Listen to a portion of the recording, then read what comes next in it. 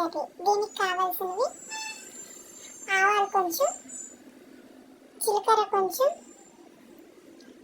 మినప్పప్పు కొంచెం, శనగపప్పు కొంచెం, రుచికి సరిపడా ఉప్పు, కరివేపాకు, బంగాళదుంప, క్యారెట్.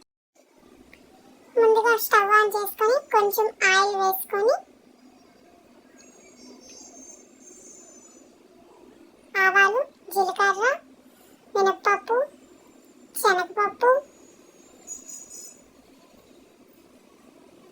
కరివేపాకు వేసుకొని కొంచెం వేగాక బంగాళదుంప ముక్కలు, క్యారెట్ ముక్కలు వేసి కొద్ది కలుపుకొని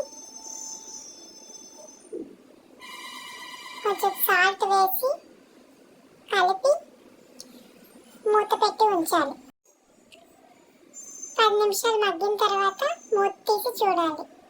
ఇప్పుడు కొంచెం ఉడికింది కాబట్టి కొంచెం కారం వేసుకొని కలుపుకోవాలి. అలా సిమ్లో ఒక 5 మినిట్స్ ఉంచిన తర్వాత కలుపుకొని స్టవ్ ఆఫ్ చేసి దించేయాలి. ఎంతో రుచికరమైన potato and carrot curry ready. దీన్ని భోజనంకి కలుపుకొని తినేయడమే.